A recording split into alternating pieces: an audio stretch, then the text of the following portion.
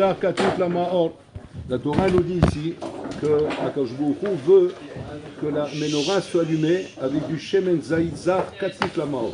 Donc ça compare d'une huile d'olive maman qui soit, comment dire, faite d'une manière très minutieuse où on va retirer l'extrait du mist, c'est-à-dire de l'huile d'olive, parce que vous consommez aujourd'hui dans le truc, c'est la bouche, là c'est l'huile de je sais pas quoi, mais c'est pas que de l'olive, là c'est comme un mâche, c'est pur, il n'y a pas de mélange, il n'y a pas de truc, vraiment je pur. Katif la maor.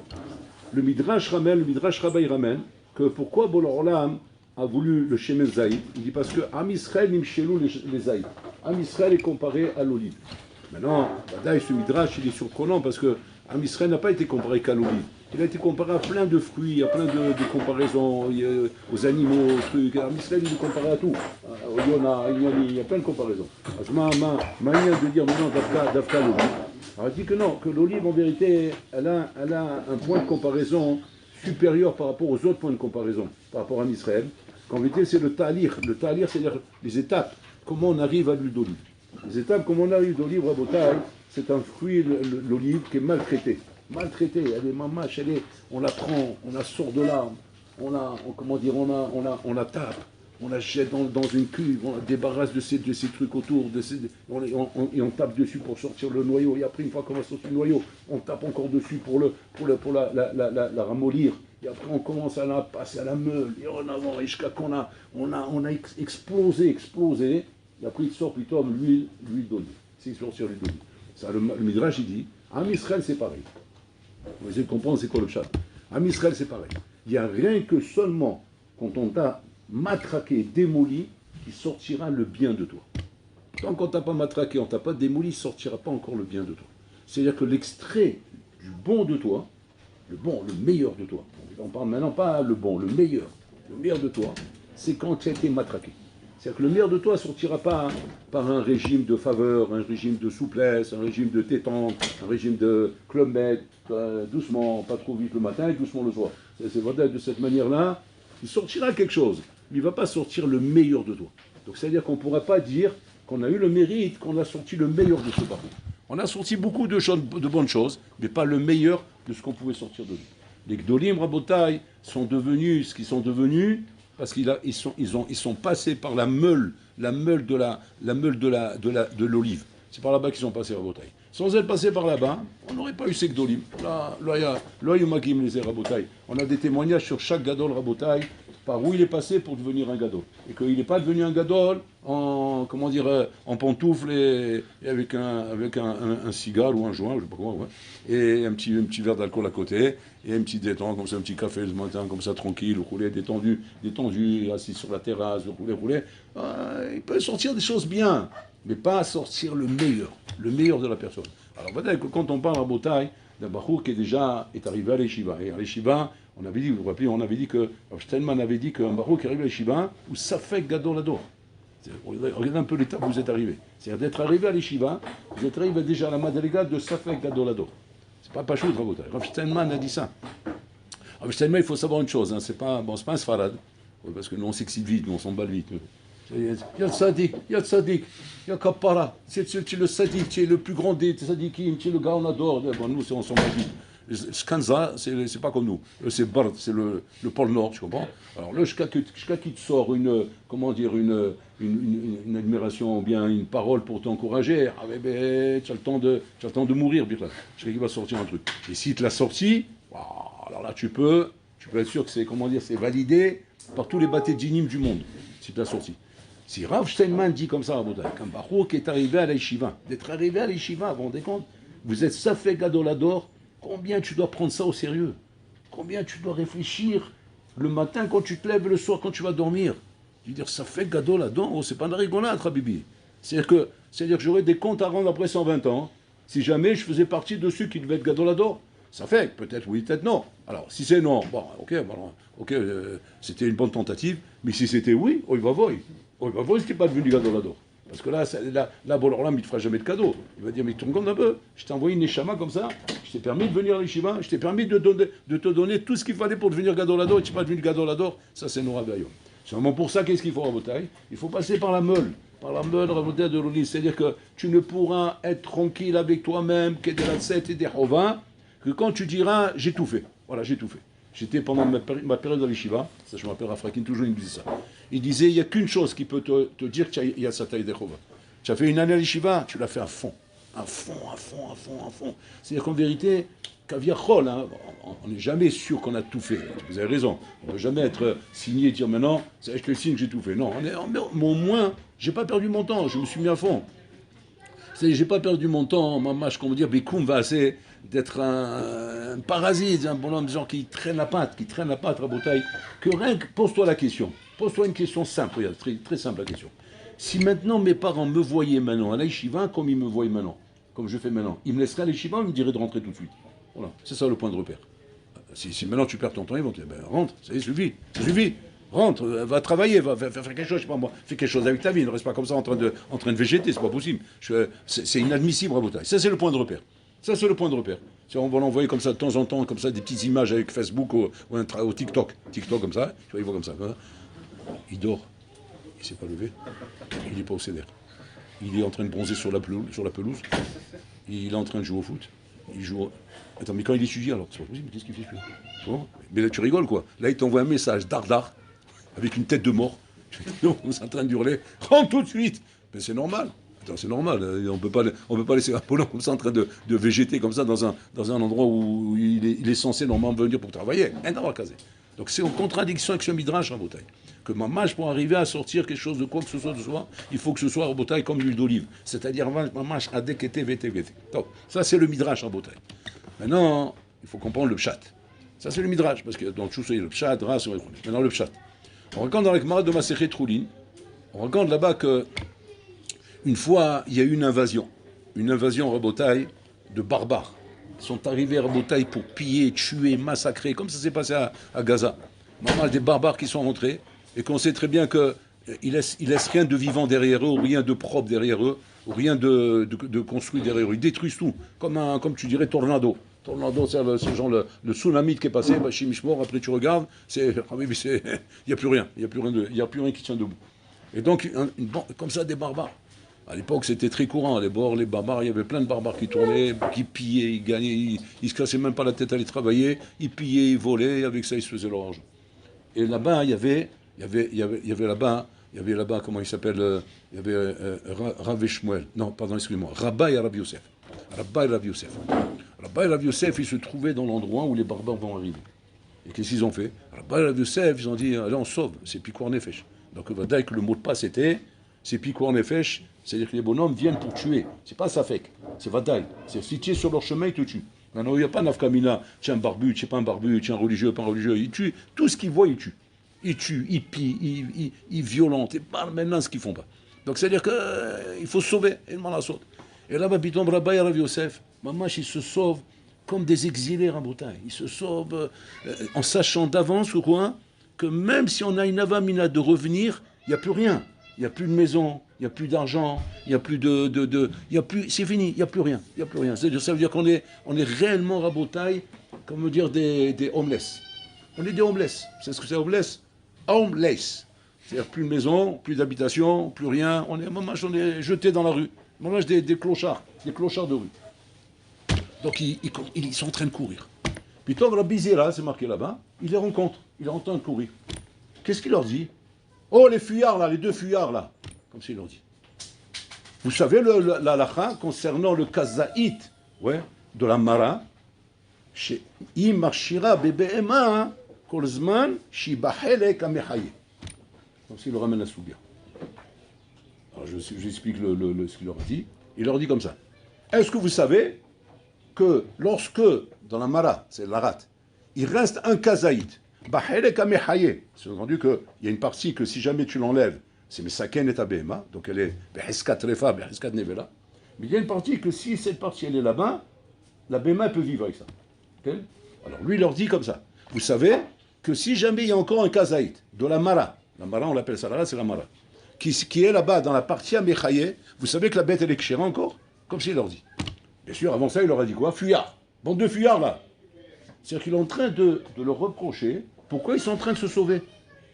Et lui, non seulement, il cherche même pas à savoir ce qui se passe, parce que c'est facile de savoir ce qui se passe. il y a une bande de barbares qui arrive. Alors toi aussi tu as intérêt à courir, sinon on va te faire un scalp. Ouais, donc il y a rien court. Et maintenant, non seulement il vient les déranger dans leur course, parce qu'il les interpelle, il les arrête. Bon, les fuyards là. Et par respect, ils sont obligés de s'arrêter, Cavirol. Mais ils sont affolés, ils veulent courir. Et ils les arrêtent pourquoi? C'est pas qu'ils les arrêtent pour leur dire n'allez pas par là-bas parce qu'ils sont là-bas les barbares. Non, même pas pour ça. Ils les arrêtent pour leur faire une souga. Attends, tu crois que c'est le moment de faire une souga? Imagine-toi que maintenant il y a une panique, ouais, maintenant une sakana, et que maintenant un rave, envers qui ça tu respectes ton rave, voilà, je ne peux pas mieux que ça, ton rave il t'arrête et dit oh, attends 2 minutes, attends, dis-moi, tu connais ce qui douce dans la souga là-bas? Maintenant tu te demandes la question, tu dis mais comment je vais réagir là? Même si c'est mon rave, mais il y a un problème là, il y a une sakana là. Et donc j'imagine que peut-être même avec respect, mais je vais dire, voilà, c'est pas le moment là. C'est pas le moment, il faut courir là. Et Rabbi Zera, il les arrête. Et tous les Mfarashim, ils demandent là-bas, hein, pourquoi il fait ça, Rabbi Zera? Alors que là-bas, c'est marqué clairement, les Mfarashim, ils expliquent là-bas, qu'ils savaient qu'ils fuyaient parce qu'il y avait une bande de barbares qui arrivait. Alors, Matosé d'avoir casé. Et là-bas, il dit qu'en fait, il voulait leur faire un remez. Pourquoi? Soyez pas des fuyards lorsque vous avez la Torah. Tu dois fuir quand tu n'as pas la Torah. Mais si tu as la Torah, Torah magna ou matzla. La Torah te protège. Et c'est pour ça qu'il leur dit comme ça. Lorsqu'il y a un kazaïd bemara, mazé bemara, bemar lecha, bedavar shu memarmer lecha et achayim. C'est quoi? Quelque chose qui mermer lecha et achayim, c'est le remez qu'il leur fait. Okay? Mais il leur fait un remez avec une anacha, c'est Hatsoum ce qu'il a trouvé. Il a trouvé une anacha, psuka, dans Masechet Roulin, où il leur fait de là un remez sur ce qui est en train de leur arriver. Parce que c'est vrai ce qu'il dit. C'est vrai ce qu'il dit au niveau du douche, mais en même temps il leur fait un remez. Il leur dit, vous savez ça? Que s'il reste un kazaïd de la mara, et là il leur dit un kazaïd de kavana du mar, du maché mar lecha, et qu'il reste encore kaviachol, un kesher avec la Torah, shiur kazaïd, c'est avec kavana le shiur minimum, shiur kazaïd, et que ce kazaïd il est bemakom ahayut, ma kavana, chez mehayaotra. Mais là, la bema elle est kshera. Donc ça veut dire que quoi? C'est-à-dire qu'il leur dit par là, n'ayez pas peur, ayez peur de vous déconnecter de la Torah, de ça ayez peur. Parce que si jamais, haz shalom, vous vous déconnectez de la Torah, toutes les sakanotes du monde vont être rodéfotrem. C'est-à-dire que ce n'est pas les barbares seulement, c'est toutes les sakanotes. Vous êtes à découvert de toutes les sakanotes du monde, si jamais vous n'avez pas la Torah. Mais si vous avez la Torah, peut-être même les barbares, ils ne vont pas vous faire du mal. Il leur montre Miman Afshar. Avec la Torah, vous êtes protégés, peut-être même des barbares. C'est sûr que là, vous avez toutes les chances de les protéger. Si vous n'avez pas la Torah, même si vous enfuyez, Kama sakanot baderer. Combien d'autres sakanot il peut y avoir encore si jamais tu n'as pas la Torah? Qu'est-ce qu'il est en train de leur dire? Il bonhomme chez Olam. Barour, il parle de Rabba Vera Yosef, Rabotai. Mais quand même, quand un bonhomme il est en train de fuir parce qu'il y a une sakana, imagine-toi combien il est chavour, combien il est brisé, combien il est cassé, combien il est triste, combien il est anxieux, combien il a pas le Shuvat Da'at pour s'asseoir étudier Rabotai. Et nous, Shuvat Da'at, qu'est-ce que l'achevé de mode? Est-ce qu'on peut étudier sans Shuvat Da'at, Rabotai? Non, c'est Rav Shar dans l'Akdama de Avi Aizri. Si vous connaissez le Sefer Avi Aizri de Rav Shar, dans l'Akdama, il marque là-bas qu'un homme ne peut pas étudier sans Ishuvadat. Un homme doit étudier, pour étudier, il faut qu'il ait Ishuvadat. Ishuvadat, c'est quoi? Tranquille, il faut qu'il soit tranquille dans sa tête.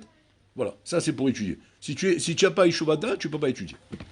Alors, tu vas dire, la bonne charolam, alors là, la Vada qui ne peut pas étudier là, parce que là, il n'y a pas Ishuvadat. Ok? Le problème, c'est que ça contredit la halachot du Rambam dans la halachot Talmud et Torah. Le Rambam dans la halachot Talmud Torah, il écrit comme ça.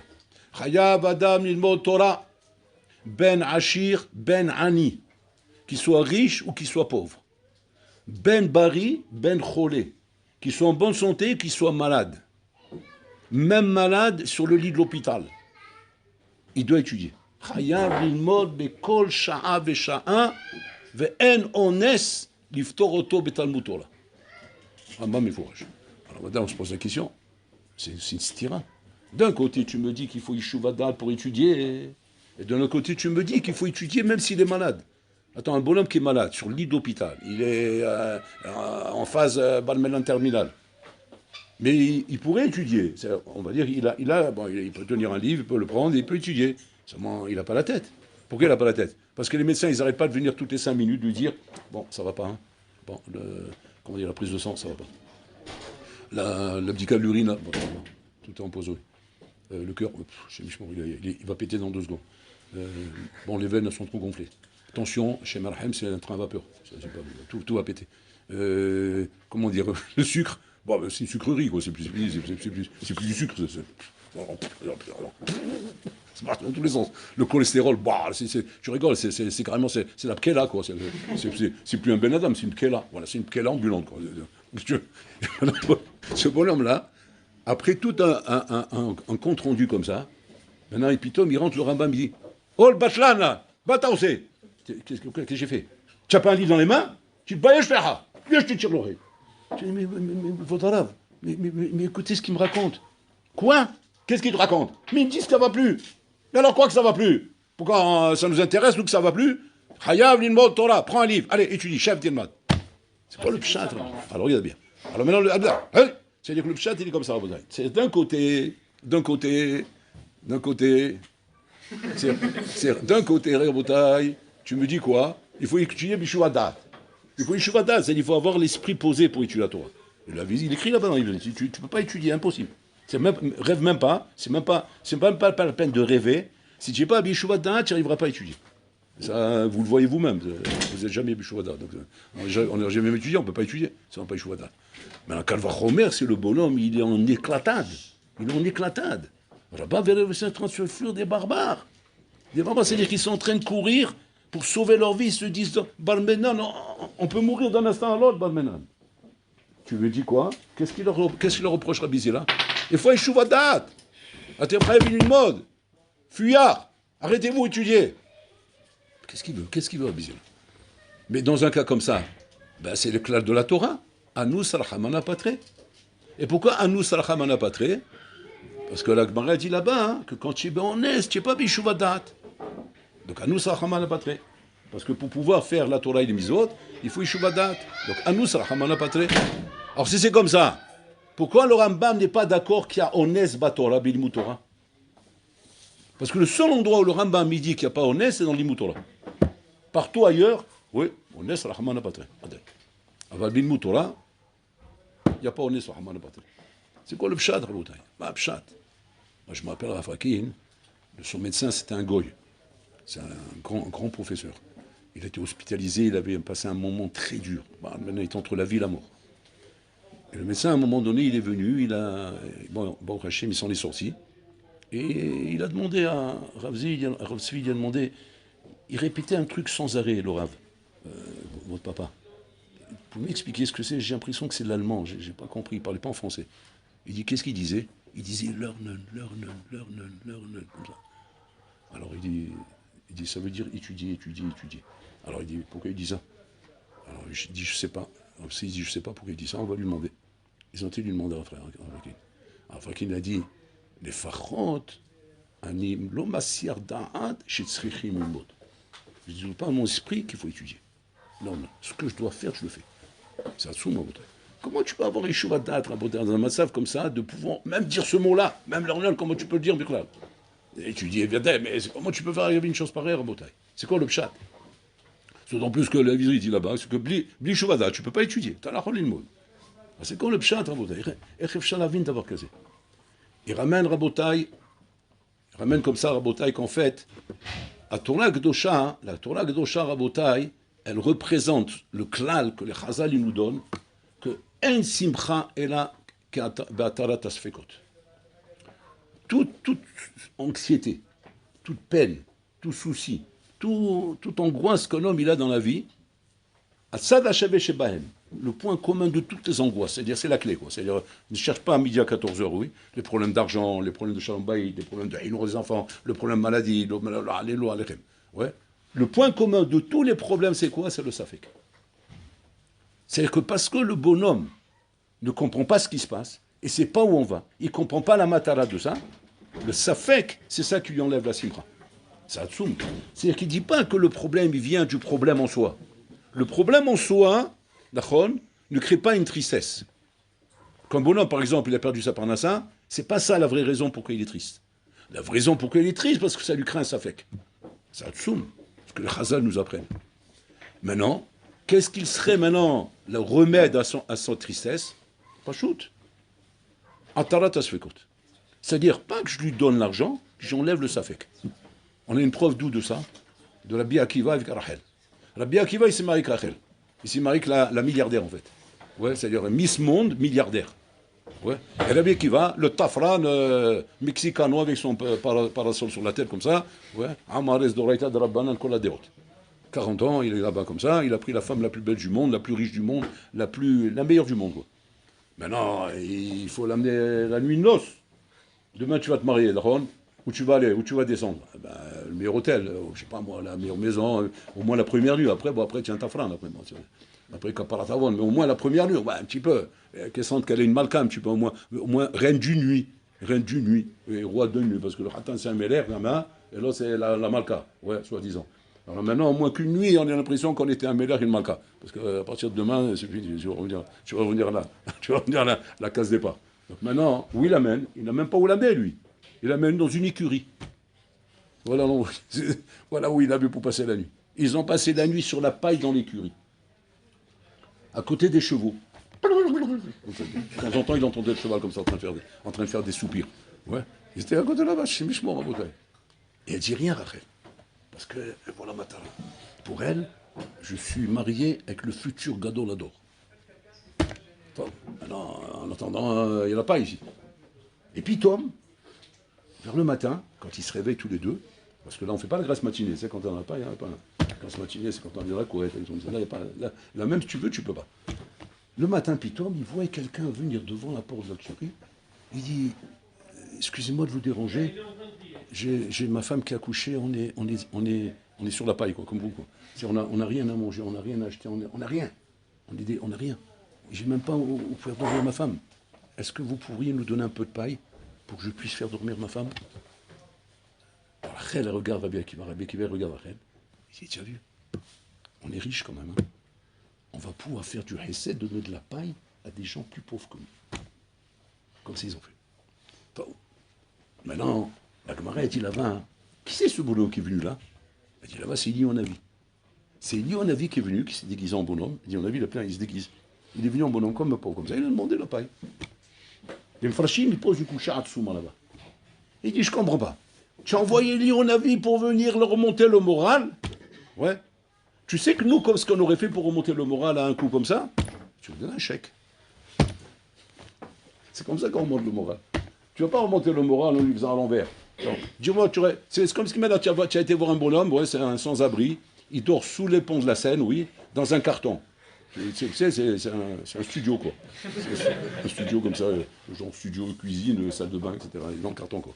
Et bon, bah, il fait ce qu'il peut dans son carton. Maintenant, la nuit, il est dans le carton.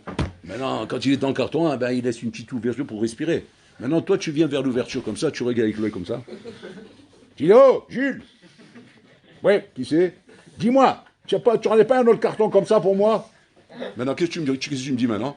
Tu dis, pourquoi tu as fait ça? C'est pour lui monter le moral, qu'il voit qu'il y a d'autres gens qui ont besoin de carton. Attends, c'est tout ce que tu peux faire pour lui? Non, moi je suis très riche, moi. Comment tu es très riche? Qu'est-ce que tu es, toi? Moi je suis un milliardaire, moi. Quoi, ça veut dire quoi? Tu pouvais lui donner comme ça un petit million de... Ben, bien sûr. Ah, je comprends pourquoi tu lui mets un carton, alors. C'est ce qu'il a fait. Qu'est-ce qu'il y a réveillé, on a vu? Il est en train de lui donner de la paille. Donne-lui un chèque, donne-lui une somme d'argent, c'est ça qu'ils ont besoin. Il dit là-bas, Rabota, écoutez ce qu'il dit là-bas. Pour Rachel et pour Rabbi Akiva, Rabotai, que le Tornit est de devenir Gadol Hador, Rabotai. C'est pas avec un chèque qu'il va devenir Gadol Hador, Rabotai. C'est sur la paille qu'il va devenir Gadol Hador. C'est sur la paille. C'est ce manar qui va l'amener à Gadol Hador. C'est pas le chèque. Parce que si je le sors de là-bas, je le sors de sa richesse. Je sors de sa chance qu'il a de devenir Gadol Hador. Parce qu'en passant par là-bas, il va devenir Gadol Hador. Et ça, va dire que dit, on a vu, pour rien au monde, il va le priver de ça. Pour rien au monde, il va le priver de ça. Au contraire, il va même l'encourager de lui montrer, tu as la bonne place, c'est bien où tu es. À la rigueur, ce que j'ai besoin, tu me donnes la paille. Mais ne bouge pas de là-bas. Ça veut dire que là-bas, c'est ta place pour arriver. Et comme ça, c'est vrai que Rabbi Akiva est devenu Gadol Hador. Parce qu'il a su, maintenant, il n'a rien à mis. Être capable de manger de la paille. Il faut savoir qu'on n'est pas freiné par quoi que ce soit pour devenir Gadol Hador. Parce que si on fait le capricieux, et on est freiné par j'ai pas la pomme, j'ai pas mon truc, j'ai pas ça, j'ai pas ça, j'ai pas ça. Tu sais quoi? Laisse tomber, c'est pas pour toi, ouais. D'abord, sois pas vrai, c'est pas pour toi. Tourato Manuto, c'était un halom, c'est une avamina, tu comprends? C'est même pas une avamina, c'est une tria. Ça vaut même pas la peine qu'on s'arrête dessus. Donc laisse tomber, vous voulez, on va passer à autre chose, on va faire des études, tu sais quoi? On va faire des études, fais quelque chose de bien, deviens plombier, électricien, je sais pas, un CAP, Aïkar, fais quelque chose dans ta vie parce que là, tu n'y arriveras pas. Parce que là, Habibi, il faut être prêt, Rabotaï, tous les sacrifices du monde pour devenir Rabotaï, la vedette mondiale, pour devenir un Gadolador, pour devenir un Tamit Racham, Rabotaï. C'est pas de la rigolade, c'est ça qu'on apprend ici. Donc là, maintenant, on va expliquer la question qu'on a posée. Il faut Yishuvadat. Comment je peux avoir Yishuvadat, Rabotaï, alors que les Chaoré, il me manque tout. Il me manque tout, Rabotaï. Et c'est ça le problème. Le problème, c'est qu'on n'a pas compris, Rabotaï, que les Shuvadat, il ne vient pas par le remplissement de Gashmiut. Le remplissement de Gashmiut, Rabotaï, ne donne pas du Shuvadat. Au contraire, il y a Shlomane, Rotse Mataim, Shlomataim, Rotse Arbameot, Shlorbameot, Rotse Shmolameot. Donc ça veut dire que ce que tu fais quand tu ajoutes de la richesse, en fait, tu as grandi le halal. Tu as grandi le vide. Tu as grandi le vide parce que tu es constamment en train de demander brûler. Donc il n'y a qu'une chose, Rabotaï, qui remplit le vide dans ce monde. Qu'une chose qui remplit le vide, c'est la Torah Kedosha. La Torah Kedosha, Rabotaï, remplit le halal qui est à l'intérieur de toi, qui remplit tes sheifot, ces ambitions que tu as, ces volontés de grandir, c'est tous ces trucs-là qui se traduisent malheureusement dehors par du matériel. Ici, Rabotaï, c'est du vrai remplissage. Là-bas, c'est du faux remplissage. C'est de la poudre aux yeux qui te donne l'impression de remplir, mais que tu n'es jamais rempli, parce que les bonhommes, tu les vois, ils ne sont pas heureux au fond. Au fond, ils ne sont pas heureux. Maintenant, tu demandes, mais pourquoi? Tu as tout ce qu'il faut, pourquoi tu n'es pas heureux? Pourquoi? Parce que Pachou, je ne me sens pas rempli, je sens vide. Je me sens vide à l'intérieur. Plus je prends de l'âge et plus je me sens mal. Bourricot, imbécile, rien, j'ai rien fait de ma vie, je ne suis même pas capable de déchiffrer un rachis dans le roumage. Je ne suis même pas capable d'expliquer à mon fils une question qui vient du Talmud Torah. Il dit, papa, tu peux m'expliquer le rachis, qu'est-ce qu'il a dit ici? Quoi? Ben, explique-moi rachis, papa. Oh, tu es PDG des sociétés générales de la Banque de Paris. Oui, c'est vrai. Tu as combien d'employés à toi? 10 000. Ok. Et tu es responsable de quoi? Toute la finance. Toute la finance française, elle passe par moi. C'est Macron, c'est-à-dire Jean Macron, tu le mets dans la poche. Même pas dans la poche. Il prendrait trop de place. Alors où tu le mets? Moi, tiens, où je le mets? Alors là, tu vas dire, ok, mais en attendant, tu peux m'expliquer le rachis? Je sais pas. Quoi? Papa, tu sais pas expliquer le rachis? Alors qu'est-ce que tu sais faire? C'est un enfant. La vérité sort de la bouche des enfants. Il te tue, ton fils. Il te tue quand tu dis je sais pas. Ça veut dire que quoi? C'est-à-dire que tu n'as rien fait en fait. Tu n'as rien fait dans ce monde. Tu vas quitter ce monde, qu'est-ce que tu es? Ça raconte, tu as brassé de l'argent qui ne vont même pas venir dans la tombe avec toi. Parce que Bemoto Loïka Hakol, tout va rester dehors. Ta Mercedes, ta Jaguar, ta maison, ton palace, Versailles, ton jet, ton hélicoptère, tout tes iPhones, la bouge. Ouais, tout il va rester là-bas pour distribuer aux autres. C'est maman de chamour les baalav. C'est de l'argent gardé pour les autres. Ça sera l'héritage, quoi. Mais maintenant, toi, ok. Maintenant, tu vas dans la tombe. Ouais. Qu'est-ce que tu prends avec toi? Rien que Torah en misvot. Tu n'as pas Torah en misvot, tu n'as rien pris avec toi. C'est la seule chose qui remplit un Ben Adam en Rabotaï. Donc, c'est-à-dire que la Torah Rabotaï, c'est Atarat Asfekot. Elle t'enlève les Sfekot. Elle te répond aux questions de la vie. Elle te répond aux énigmes de la vie. Aux choses que même avec de l'argent, tu ne sais pas répondre. Et là, on te répond, Rabotaï. Là, c'est Bataille, c'est la Simra. Donc là, on comprend Rabotaï. Chez En Ones Milimu Torah. Parce que si jamais je te permettrais d'arrêter d'étudier quand tu es honnête, mais je vais te plonger dans la tristesse, dans la mélancolie, dans la peine. Là-bas, c'est comme si je te dirais maintenant, si tu as un nous, tu as le droit de ne plus respirer. Mais tu rigoles quoi. Mais si je respire plus, ça, je suis mort. Donc ça rime à rien de me donner un conseil pareil. Donc c'est que même quand je suis à nous, je dois continuer à respirer. Pourquoi? Parce que c'est la seule tikva que j'ai. En continuant à respirer, que je vais m'en sortir. Parce que si j'arrête de respirer, là c'est maintenant que je vais mourir. Bien que je suis à nous. Là c'est pareil. Si tu arrêtes d'étudier la Torah, alors que tu es à nous, là tu as arrêté de respirer. Tu as signé ton arrêt de mort. C'est fini. Donc là on apprend, Rabotaï, effectivement que quoi? Qu'un homme qui a compris, Rabotaï, que la Torah, il est à Tarat Asfekot, parce qu'en fait, elle me remplit. À ce moment-là, Rabotaï, je peux étudier la Torah, Rabotaï, même dans les conditions les plus compliquées, comme dit le Rambam. Et je serai Bishuvadat. Mais pourquoi je serai Bishuvadat? Parce que je vois les Maasé, comment elle me remplit, comment elle me donne du Nahat, comment elle me calme dans les peines les plus grandes, comment elle arrive à m'accompagner et être un compagnon fidèle qui ne me lâche pas et qui me donne les courroies de tenir devant les épreuves les plus dures dans la vie, Rabotaï. Alors que dehors, tu vois qu'avec de l'argent, on tient contre les épreuves. Tu vois, avec de la musique, on tient contre les épreuves. Avec un joint, on tient contre les épreuves. Oh, on peut tenir un petit peu, non? Mais c'est éphémère. C'est éphémère, parce qu'à un moment donné, tu vas passer de l'autre côté, après ça va être à gauche. Donc c'est-à-dire que quoi, les maasé Rabotaï, il n'y a rien. Rien qui peut t'aider dans ce monde, Rabotaï, comme la Torah Kedosha. Donc s'il y a une affaire, un essai, un business, qu'il faut faire d'urgence dans ta vie, avant tout, c'est Torah. Avant tout. Fais autre chose si tu veux. C'est moutard à de faire du business dans la vie. On n'a pas, c'est pas un sou. Mais d'abord Torah. C'est-à-dire, sois un homme d'affaires, ce que tu veux, mais sois un ben Torah.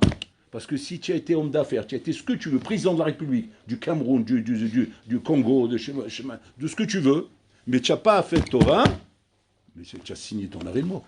Tu as signé ton arrêt de mort. Parce que, comment dire, l'été va passer, l'hiver va arriver. C'est quoi l'été? L'été, c'est la jeunesse. Et l'hiver, c'est la vieillesse. Mais la vieillesse, elle va arriver. Et là, quand tu vas te voir comme un vieux cornichon, jeté dans hospice de vieillard, ouais, parce que quand tu es vieux comme ça et tu n'as rien dans le crâne, ouais, eh bien, gentiment, on te met dans un hospice. Mais pourquoi on te met dans un hospice? Parce que tu rends fou les gens. Tu répètes 10 fois la même question. Quelle heure il est? Quelle heure il est? Quelle heure il est? Quelle heure il est? Quelle heure il est? On a mangé? Quelle heure il est? Quelle heure il est? Bon, viens, papy, viens. Tu n'as pas. Tu mets tranquille là-bas, t'inquiète pas. Combien il faut payer? Ce que vous voulez, je paye. Je couvre, il n'y a pas de problème. Regardez-le, regardez-le ici. Pourquoi vous avez besoin? Alors tu prends des Ktolim, Rav Dov Lando, Rav Hillel, tu les vois, Habibi, des Zkenim, c'est des vieux, ils ont 100 ans. Alors va que tu arrives à le suivre dans un petit raisonnement de rien du tout. C'est des bombes atomiques, des bonhommes qui peuvent parler avec toi de tous les sujets sans exception. S'il te fait des trapèzes volants à bataille sur place, 3 triples sauts périlleux, alors des endroits dans tous les sens, alors que tu as un Shiba Inu. Voilà. Tu n'as même pas envie de lui parler, il ne va même pas comprendre. Je ne sais même pas s'il va m'entendre. Hein? Quand tu vas chez papy là-bas, je suis resté 2 heures, 2 mots on a dit, tellement qu'il n'entend rien. L'autre là-bas, je ne sais pas comment il fait. Il entend tout, il voit tout, il comprend tout. Mais d'où ça vient ça? D'où ça vient que ces sons sont conservés comme ça? Torah Kedosha. C'est la Torah, Rabotai.